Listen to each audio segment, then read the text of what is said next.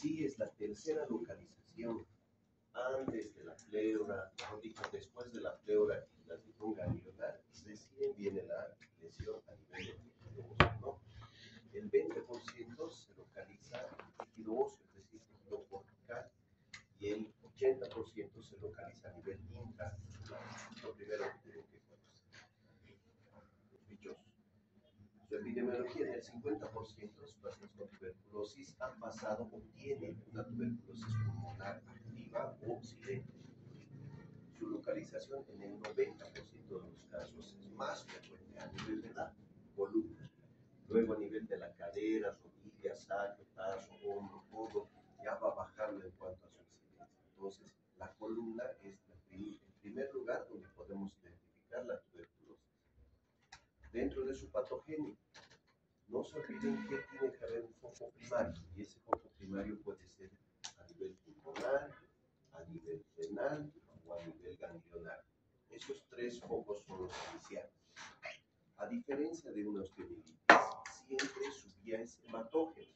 Este microorganismo tiene que bajar por los vasos sanguíneos y se puede localizar en diferentes sectores. De preferencia se localiza a nivel de las metáfisis. ¿Por qué? Porque la circulación es más lenta. ¿Por qué? Porque incluso hasta el intercambio celular, incluso los linfocitos están menos activos en ese lugar. Y por lo tanto es una zona rica para poder generar todo un proceso infeccioso. Una vez que llega a nivel metafisario puede pasar tres cosas, de acuerdo a su agresividad. Si es muy agresivo, puede empezar a invadir el líquido articular y obviamente generar una sinovitis o artritis tuberculosa. ¿Se dan cuenta?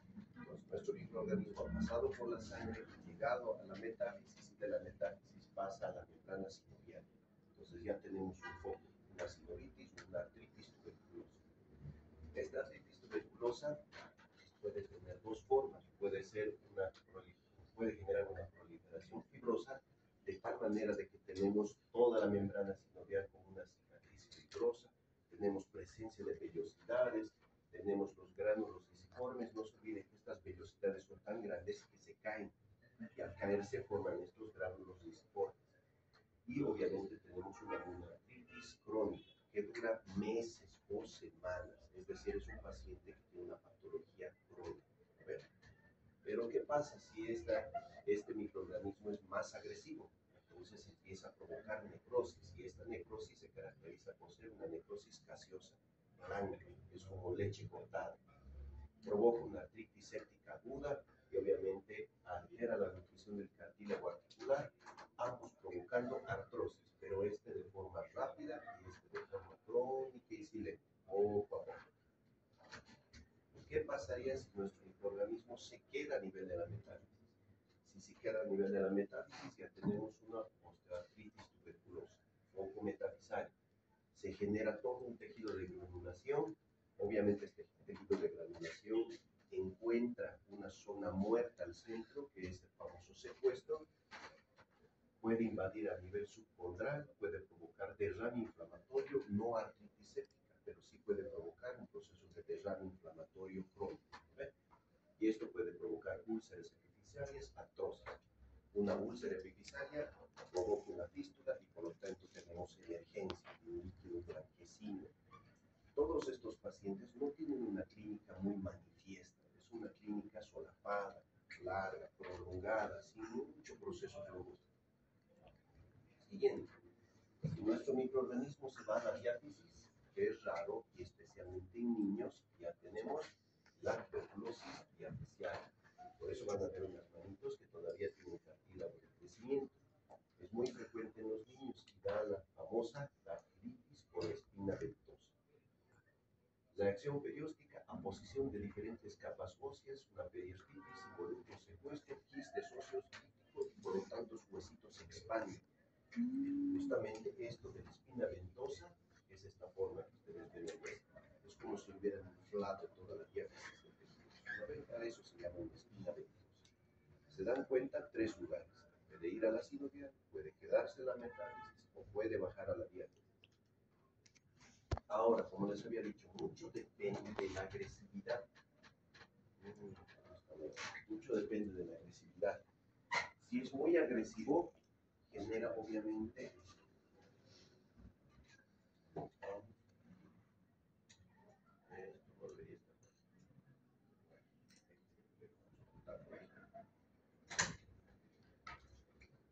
eh, si es muy agresivo, empieza a generar gran cantidad de casos y por lo tanto provoca atrocidad y la antiséptica, destrucción completamente de la articulación.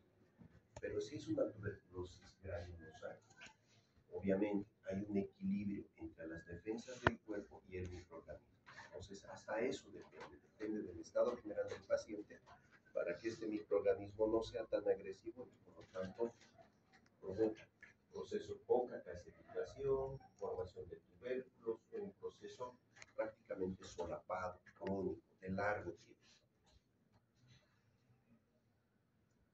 Cuando es un curso insidioso dentro de la enfermedad, obviamente falta todo lo que es la sintomatología. No es como una artritis séptica, no es como una osteomielitis, donde tenemos toda la triada de células, sino va fluyendo poco a poco. Y habíamos dicho que el proceso especialmente se presenta a nivel de la columna. Se presenta a nivel de las vértebras, puede invadir el disco intervertebral y podemos tener dos características. Uno, una discitis, que es estrictamente el proceso tuberculoso entre las dos vértebras, o podemos tener enfermedad de Foch, que afecta obviamente a los cuerpos vertebrales y estos van colapsando poco a poco. ¿En quiénes se presenta esto? Obviamente pacientes inmunodeprimidos.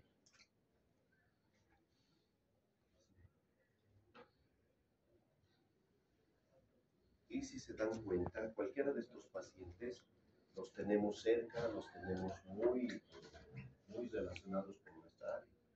Personas inmunocomprometidas, VIH, trasplantes renales, trasplantes hepáticos, cualquier tipo de cirugía, personas ancianas, niños menores de 5 años, personas con enfermedad crónica.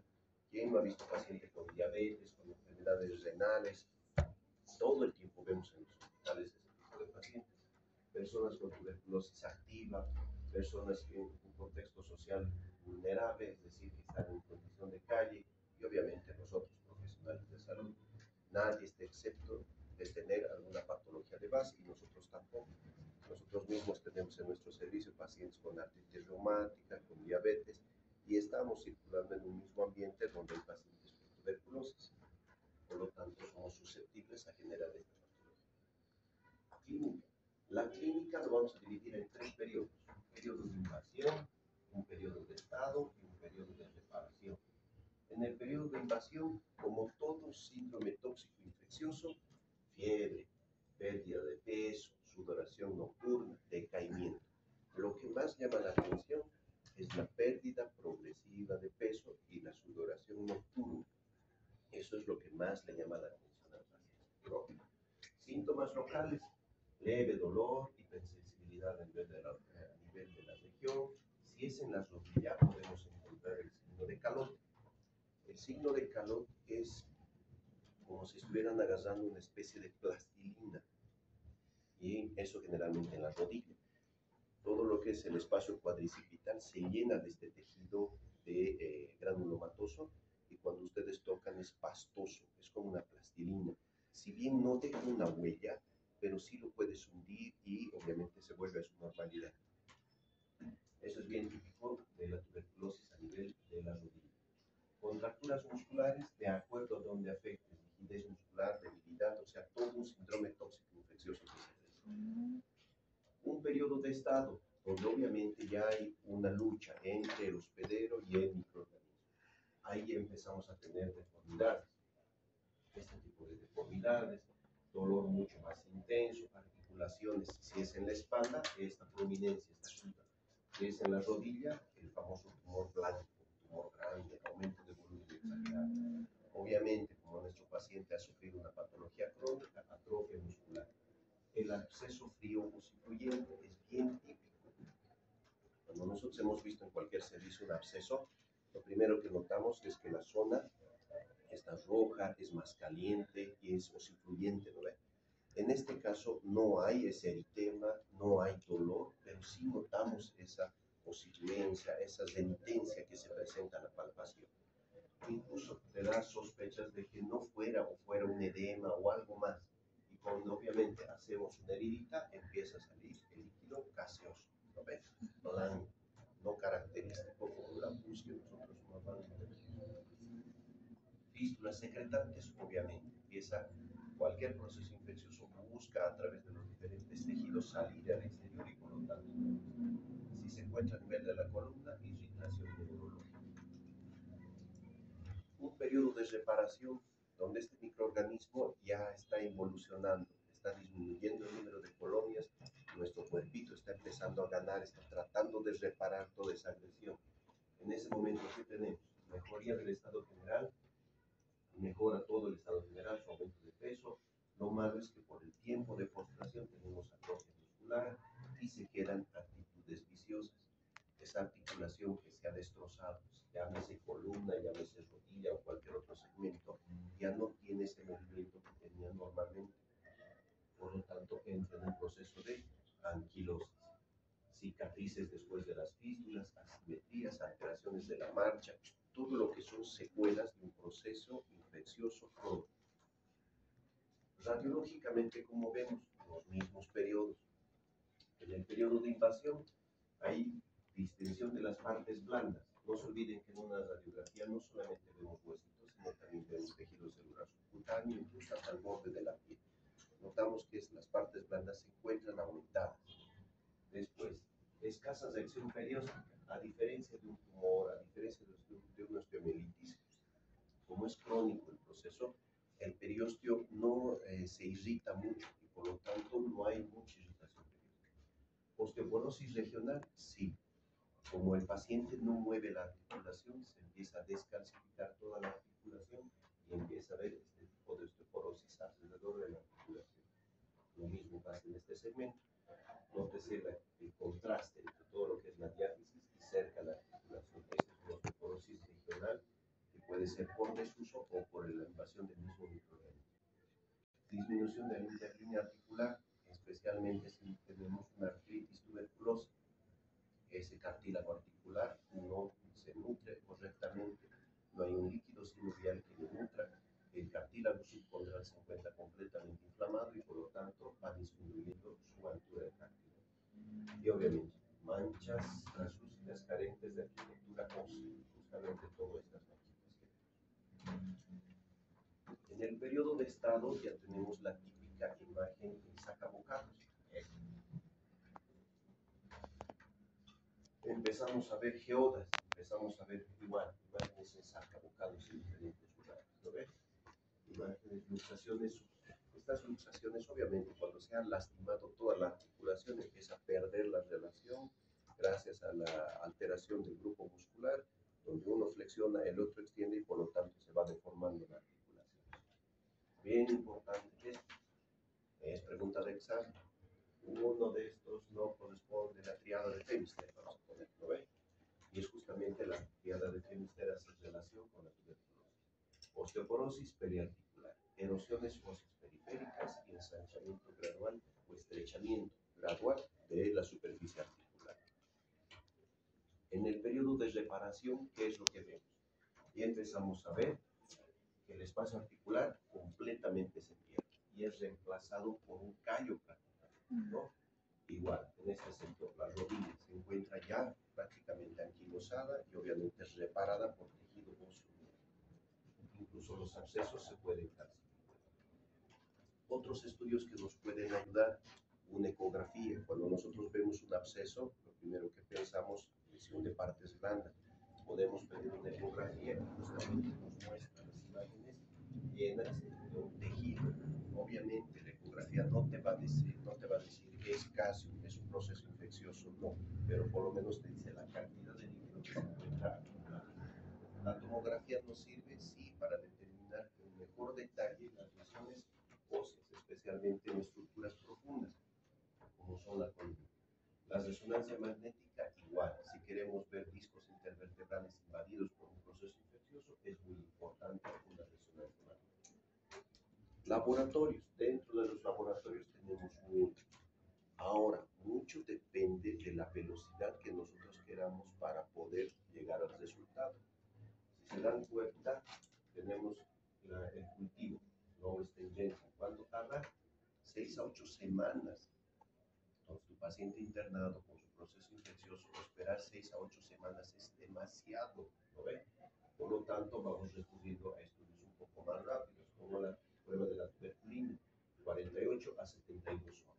Es más, tenemos algo más rápido, ELISA para beca en 24 horas. Obviamente, incluso la sensibilidad y la especificidad va aumentando. Y el PCR en tiempo real, que prácticamente nos da en 2 horas, teniendo buena sensibilidad del 90% y una especificidad del 98%.